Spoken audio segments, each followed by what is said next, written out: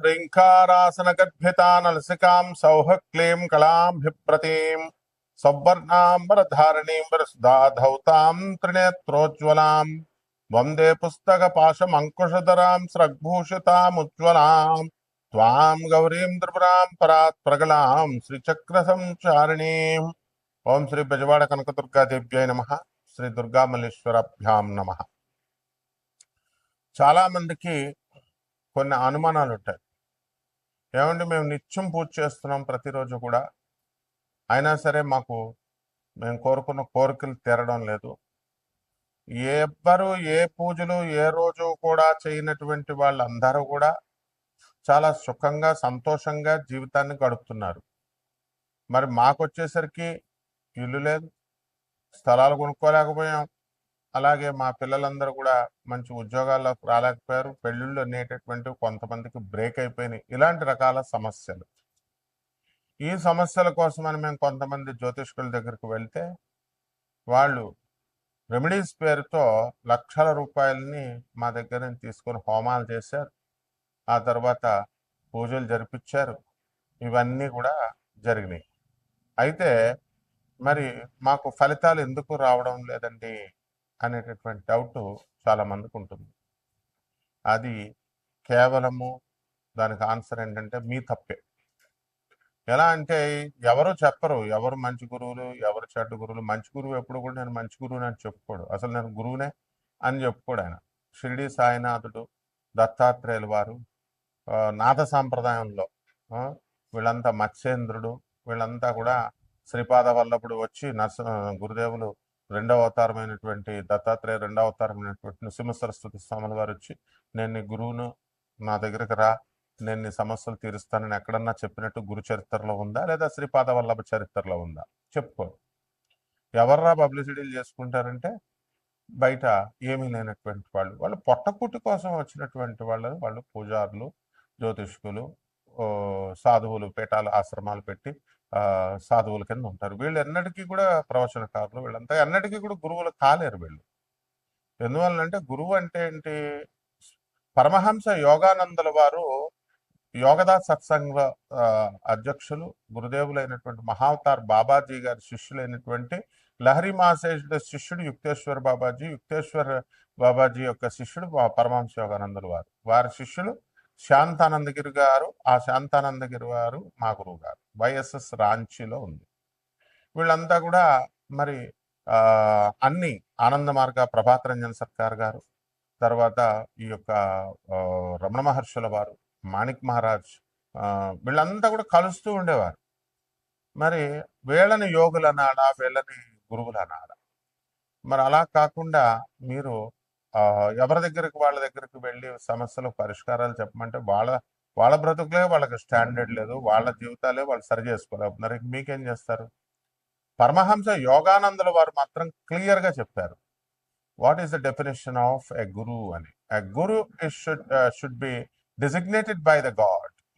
భగవంతుడు డిజిగ్నేట్ చేయాలి, గురువు కింద నియమించాలి. ఇప్పుడు సర్వజ్ఞ పీఠం ఉంది, జగద్గురువులైనటువంటి ఆది శంకరాచార్యులు వారు వచ్చారు. ఆయన గురుదేవులుగా సాక్షాత్ పరమశివుడు కాబట్టి సర్వజ్ఞ పీఠానికి గురుదేవులుగా డిజిగ్నేట్ చేశారు. ఇప్పుడు మా గురువు గారు భారతీ తీర్థస్వాములు వారు ఉన్నారు. ఈ వాజ్ డిజిగ్నేటెడ్ ఇన్ 1989 ప్లాంటిఫ్ ని ఆయన ఆ సర్వజ్ఞ పీఠాన్ని అధిరోహించారు, వారు జగద్గురువులు. అలా అండ్ ఆ గురువు పరంపర నుంచి రావాలి. అంటే ఇప్పుడు మనం ఒక పూజ చేస్తాం, ఆ పూజ చేసినప్పుడు దానికి ఫలితము ఆ గురుమండల వ్యవస్థ నుంచి రావాలి, దట్ సిస్టమ్ నుంచి రావాలి. వీళ్ళకేమొస్తాయి? ఇప్పుడు వీళ్ళు మామూలుగా పాపం మీరు ఏదో దండం పెడతారు, వాళ్ళు కూడా పాపం ఏదో దండం పెట్టించుకుంటారు, ఆయురారోగ్యాలు ఉండాలని చెప్పి ఆశీర్వదిస్తారు, అంతవరకే చేయగలుగుతారు. కానీ ఆశీర్వాదం ఫలించాలంటే వాళ్ళకు వాక్ సిద్ధి ఉండాలి, సాధనా బలం ఉండాలి, డిజిగ్నేటెడ్ బై గాడ్ అయి ఉండాలి వాళ్ళు. ఇవన్నీ ఉండవు. కాబట్టి మన భ్రమలు మనం వెళ్తూ ఉంటాము, గురుగారు గురుగారు అని చెప్పేసి దండాలు పెడుతూ ఉంటారు, వెళ్తూ ఉంటారు. ఓకే, ఇట్స్ ఓకే, తప్పేం లేదు. ఎవరికి చేసినా సరే సాక్షాత్తు శ్రీకృష్ణ పరమాత్మకే చెందుతుందన్నారు, బాగుంది. దండాలు అయితే శ్రీకృష్ణుడు తీసుకుంటాడు, మరి రిజల్ట్ వీళ్ళు ఇవ్వాలి కదా, వీళ్ళు కదా మీకు హామీలు ఇచ్చి డబ్బులు తీసుకున్నది, హోమాలు చేసింది. కాబట్టి వీళ్ళకి ఆ శక్తి లేనప్పుడు ప్రగల్భాలు చెప్పినప్పుడు బుద్ధి లేనటువంటి మీరు విన్నారు. అందువలన తప్పు మీదనమాట. ఏం పరమహంస యోగానంద కనబడలేదా? ఆదిశంకర్లు కనబడలేదా? స్వామి వివేకానంద కనబడలేదా? రామకృష్ణ పరమహంస కనబడలేదా?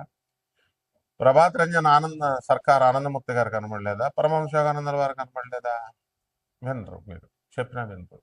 అండ్ ఏంటంటే ఒక్కసారి ఫోన్ కొడతారు. అక్కడ వాట్సాప్ ఓన్లీ అని మనం పెట్టినా సరే నాయన మీరు ఖచ్చితంగా ఫోన్ కొడతారు.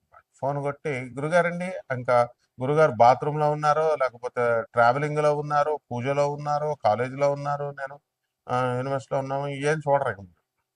కొట్టేస్తే మీరు కొట్టేసిన టైంకి మేము ఎత్తేయాలి. ఎత్తేసి మేము చెప్పేసేయాలి. ఆ తర్వాత చేయమంటే ఇంక మళ్ళీ చేయడాలు ఉండవు. ఇక వాట్సాప్ పెట్టమంటే పెట్టడాలు ఉండవు. మంత్రాలు తీసుకుంటారు దాని ఫాలో అప్ చెప్పరు. ఫాలో అప్ చెప్పండిరా అంటే గంట గంటకు ఫాలో అప్ చేసి గురుగారు ఇప్పుడు స్టార్ట్ చేస్తున్నానండి తర్వాత రేపు స్టార్ట్ చేస్తానండి ఇయ్యా ఒక పరంపరలో వెళ్ళాలి. ఒక తర్వాత ఏమన్నా తిడితే అలిగేస్తారు. మీకు కావాల్సిన యక్షిణి మంత్రాలు యక్షిణి చీల్చేస్తుంది. యక్షిణి అంటే ఏంటనుకుంటున్నారు? ఈ యూట్యూబ్లో ఉన్నటువంటి యక్షిణి దేవతల గురించి చెప్పిన వాళ్ళు వీళ్ళకి ఏం తెలియదు. వాళ్ళకి యక్షిణి ఒక ఆత్మ అంటాడు, ఒకడు చచ్చిపోయిన ఆత్మ ఒకడు అయిపోయింది అంటాడు. వాడేమో సిద్ధి పొందేసిందని ఆ ఛానల్ వాళ్ళు ప్రచారం. మనం వెళ్ళడం మానేస్తే ఆ ఛానల్ వాళ్ళు ప్రచారం. ఇలా రకరకాలుగా ఈ యక్షిణి అనేటటువంటిది మలమూత్రాలు తినాలంటాడు ఇంకొక దౌర్భాగ్యుడు. తర్వాత రొమాన్స్ చేస్తుంది మీకు అర్ధరాత్రులు వచ్చి అని చెప్తాడు ఇంకొక రాస్కెల్. ఇదా యక్షిణి దేవతల గురించి చెప్పింది. వాళ్ళ పేర్లోనే ఉంది దేవతలు అని. యక్షిణి దేవతలు అని. యక్ష గంధర్వ కిన్నెర కింపురుష దేవతలు. వీళ్ళకి ఎందుకు ఈ సాధన కఠినమైనటువంటిది అని అంటే మనకి ఆ అవి చాలా మామూలు మిగతా దేవతలందరూ కూడా నువ్వు స్నానం చేసి చేయకపోయినా పూజ స్నానం చేసి చేసినా స్నానం చేయకుండా చేసినా వాళ్ళు ఏమనుకోరు. నైవేద్యాలు నువ్వు ఎలా చేసినా ఏం చేసినా శుభ్రత మడి మడి అని మడి బట్టలు కట్టేసుకోవడం కాదు. మడి అంటే ఈ మధ్య కాలంలో బిల్డప్ ఎక్కువైపోయింది. మడి భోజనాలు అంటాడు ఒకడు. ట్రస్ట్ పెట్టేస్తున్నాం మడి భోజనాలు చేసేస్తాం కింద ఉపన్యాసాలు ఇచ్చేస్తాం డొనేషన్స్ ఇచ్చేయండి. ఇక్కడ కాశీలో ఎవడో అనామకుడు వాడు ఎవడో కట్టేవాడు. అంతకుముందు అరుణాచలం గురించి పబ్లిసిటీ చేశాడు ఆయన. తర్వాత అందులో ఎవడో ఒకడో వాళ్ళందరూ డబ్బులు ఇచ్చారు. వాడు మాయమైపోయాడు. వాడు అక్కడ వర్క్స్ ఏం జరగల. Is the way. తర్వాత ఇంకొకడు మడి కట్టుకుంటున్నామండి, మడి పూజల్లో ఉన్నామండి, మడి భోజనాల్లో ఉన్నామండి. ఇవన్నీ బిల్డప్లు చీరేస్తుంది యక్షిణీ దేవత. యక్షిణీ దేవత ఏంటంటే మనకి కోపం అధికంగా ఉంటుంది. At the same time very disciplined. సాధన చేసేటటువంటి వాడు మినిమం శుభ్రం ఉండాలి, శుభ్రత కలిగి ఉండాలి. అంటే స్నానం చేసేస్తే సరిపోతుందా అంటే నీ యొక్క మంచి బుద్ధులు ఇవన్నీ కూడా చూస్తున్నాను. తర్వాత ఈ యొక్క మంచి బుద్ధులు ఈ మినిమం పవిత్రత పాటించాలి. And you should respect her. You should ఆమెను గౌరవించాలి, ఆమె మంత్రాన్ని గౌరవించాలి, ఆమె ప్రజెన్స్ వస్తుందని నమ్మాలి నువ్వు. ఆమెను ఎక్కడ అగౌరవపరిచినా సరే నేను చీల్చేస్తుంది. కాబట్టి ఈ ఈ వెధవలేమో నువ్వు లవ్ చేయి కామాతురణం నా లజ్జా నా భయం అని ఈ వెధవలకే బుద్ధి లేదు అసలు చెప్పే వెధవలకి. కామంతో అర్ధరాత్రులు వస్తుంది, మేముతో రొమాన్స్ చేస్తుంది, మీ ఆవిడ ముట్టుకోనివ్వదు, అంత నాన్ సెన్స్ అంతా చెప్తారు. ఏదో వీళ్ళేదో యక్షిణి సాధన చేస్తారు. ప్రపంచంలో ఎవడో చేయలేదు యక్షిణి సాధన నేను తప్ప. సో ఇది గుర్తుపెట్టుకోండి. ఎందువలనంటే ఆ సిద్ధి ఆ యొక్క లక్షణాలు ఇవన్నీ కూడా మనకి చెప్పేటటువంటి మాటలను బట్టి అర్థం అవుతాయి మనకి. మీరు తెలుసుకోవాలి అది. సో అటువంటి యక్షిణి మాత దగ్గర మీరు డిస్రెస్పెక్ట్ ఇవ్వకుండా తర్వాత ఆమె పట్ల అగౌరవంగా ప్రవర్తించకుండా అసభ్యకరంగా ప్రవర్తించకుండా ఇలా మీరు చేసుకున్నప్పుడు తప్పకుండా ఆమె భౌతికమైనటువంటి వరాలను ఇచ్చేటటువంటి దేవత కాబట్టి అద్భుతమైనటువంటి డబ్బుని సంపదని ఇస్తుంది. ఇంకా కొంతమంది దశమహావిద్యలు నేర్పండి అంటారు. నేర్పేయడమే ఇదేంటి ఏమైనా ఫిజిక్స్ కెమిస్ట్రీ మ్యాథ్స్ ట్యూషన్ ఇస్తే వచ్చేసేది. ఐఐటి ఇచ్చేస్తామని చెప్తారు నారాయణ శ్రీ చైతన్యం వాళ్ళు. ఏదో ఐఐటి సీట్లు వీళ్ళ చేతుల్లో ఉన్నట్టు మేము ఇప్పించేస్తాం ఆకాష్ ఐఐటి ఫిడ్జీ అంతా ఐఐటి చేత వాళ్ళ కౌన్సిలర్లు చెప్తారు ఐఐటి ఇచ్చేస్తామండి డైరెక్ట్ సీటు. అసలు MRPTC act monopolies restrictive trade practices act ప్రకారము ఎవరైతే గ్యారంటీ ఇస్తారో వాళ్ళని బొక్కలో వేసేయచ్చు. ఇవన్నీ తెలుసుకోవాలి మీరు. అలాగే ఈ యొక్క దశమహావిద్యలు ఇచ్చేయండి. దశమహావిద్యలకు మీరు డిసిప్లిన్ రావాలా. తిడితే మీరు పడాలి, గురువుకే ఎదిరిస్తారు మీరు. డేట్ ఆఫ్ బర్త్లు చెప్తారు, చెప్పేసేయండి ఫోన్లో అంటారు. ఇవన్నీ కాదు. అలాగే కోటాను కోట్ల మంది కామన్ ప్లాట్ఫారం మీద చెప్పబడేటటువంటి రాశులు ఇవి. కాబట్టి రాత్రికి ఒక దౌర్భాగ్యుడు నాకు ఫోన్ చేశాడు. రాత్రికి రాత్రే మారిపోతాయండి, నేను మీ అభిమాని అండి, మీరంటే రెస్పెక్ట్ అండి అంటాడు. బాగానే ఉన్నాడు, చెప్పి సగం చచ్చి అర్థం అవట్లా. ట్రావెలింగ్ లో ఉన్నప్పుడు అప్పుడు కొడతారనమాట. ఏమంటే నిన్నటి దాకా బాలేంది, జూన్ 1 వరకు బాలేని జాతకము, జూన్ 2 నుంచి గురుడు మిథున రాశి నుంచి కర్కాటక రాశిలోకి వచ్చేస్తున్నాడు, అర్ధరాత్రికి రాత్రి మారిపోద్దంటారు. బుద్ధి లేని విధవ. ఫస్ట్ అసలు జాతకాలు మారడం అంటే రాశి ఫలాలు ఈ గాడిదలు చెప్పేటటువంటి అందరూ ఈయన జాతకాలు మారిపోతాయి, ఈ పూజలు చేసేస్తే మారిపోతాయి, ఇది చేసేస్తే మారిపోతాయి అని చెప్తే నువ్వు చేయించుకున్నావు. చేయించుకున్నటువంటి వాళ్ళకి ఏమైనా మారిందా? ఒక రూపాయి ఇవ్వలేదు, పావలా ఇవ్వలేదు, స్టూపిడ్ ఫేలో. మారిపోద్దా అని నువ్వు డిస్కషన్స్ చేయడానికి ఆ ఫోన్ నెంబర్ పెట్టింది. నేను ఏమైనా మీ ఫ్రెండ్ నా 2 hours టైం, 2 minutes టైం అని అంటారు. I'm world number 1 astrologer and 20 countries లో ఉన్న 600 ఆశ్రమానికి, ఆనంద్ మార్గ ఆశ్రమానికి, ఆ తర్వాత ఇండియాలో ఉన్నటువంటి 300 ఆశ్రమాలకి రిప్రజెంటేటివ్ గురువుని నేను, ఇంటర్నేషనల్ కోఆర్డినేటర్ని. అరే పర్సనల్ అపాయింట్మెంట్ అంటారు కొంతమంది. పర్సనల్ అపాయింట్మెంట్ అనేది కుదరదు. బికాస్ యాజ్ ఎ ప్రొఫెసర్ నాకు మొత్తం ఆల్ ఇండియాలో ఉన్నటువంటి స్టూడెంట్స్ మేము చూసుకోవాలి. సివిల్ సర్వీసెస్ ఇలాంటి ఎగ్జామ్స్ రాసేవాళ్ళు ఉంటారు. And only for IAS, IPS, ministers వాళ్ళకి, ఎమ్మెల్యేలు, ఎంపీలకి వాళ్ళకే సరిపోదు మాకు అపాయింట్మెంట్ ఇవ్వడానికి, మా స్టూడెంట్స్ని చూసుకోవడానికి. కామన్ మ్యాన్ అది హర్ట్ చేయడానికి కాదు. We don't have enough time. అందుకని చెప్తున్నా సరే అర్థం చేసుకోవట్లేదు. సో దీన్ని బట్టి, ఈ యొక్క కర్మలను బట్టి, ఈ ప్రతి ఒక్కడు కూడా ఈ పూజలు చేయాల్సినటువంటి అవసరం లేదు. అయినా సరే మీరు జాతకాలను మార్చుకోవచ్చు డిసిప్లిన్ వల్ల. అది ఎలాగో మా ఒక్కొక్క రాశికి ఎలా ప్రభావితం చేస్తుంది అన్నది నేను చెప్తాను.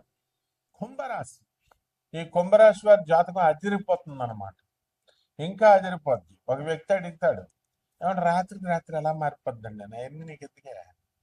మారిపోద్దని శాస్త్రం చెప్తే మారిపోద్ది అంతే. అప్పు చేయాలి. గురుడు 5వ ఇంట్లో ఉన్నాడు. 5వ ఇంట్లో ఉన్నటువంటి గురుడు 6వ ఇంట్లో వచ్చాడండి, ఇంక డబ్బులు రావండి అని మీకు మీరే జ్యోతిష్కులు అయిపోతే మేము ఎందుకు నాయన ఇంకా చెప్పండి. జన్మంలో ఉన్నటువంటి రాహుగ్రహ ప్రభావం వలన మీకు ఎక్కువ కాన్సన్ట్రేషన్ ఉండదు. దానివల్ల ఏ పని మీద ఏకాగ్రత పెట్టదు. ఎన్ని మంచి పనులు చేసి మొత్తం ఫ్యామిలీని పోషిస్తున్నా ఫ్యామిలీ నన్ను గుర్తించట్లేదు అనేటటువంటి అసంతృప్తి మీ మీద ఉంటుంది.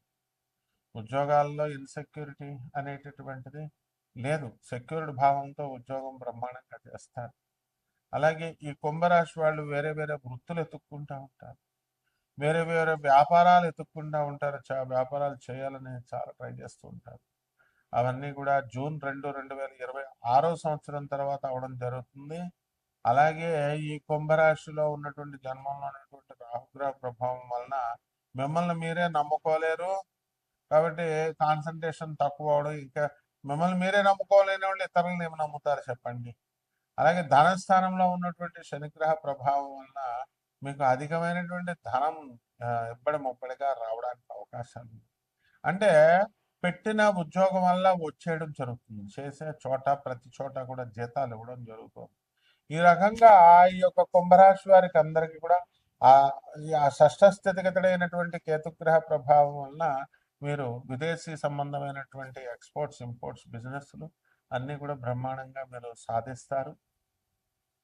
ఆ తర్వాత మీకు డిసెంబర్ 5, 2026 సంవత్సరం తర్వాత పంచమ స్థితిగతుడైనటువంటి ఈ యొక్క కేతుగ్రహ ప్రభావం వలన మనకి సప్తమంలో ఉన్నాడు ఈ యొక్క కేతువు.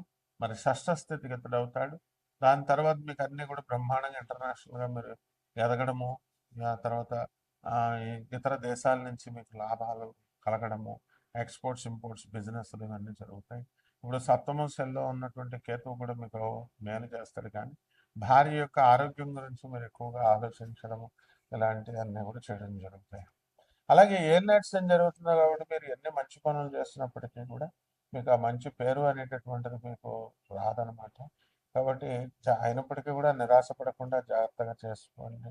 ఇక పరిహారాల దగ్గరికి వచ్చేసరికి ఏ నైట్స్ జరుగుతుంది కాబట్టి శని జపం చేయండి, శని స్తోత్రాలు చదవండి, శనికి కిలోంపావు నల్ల నువ్వుల నల్లని వస్త్రాన్ని ఇచ్చి పేద బ్రాహ్మణులకు శనివారం నాడు ఉదయం 7 గంటలకి దానం చేసుకోండి.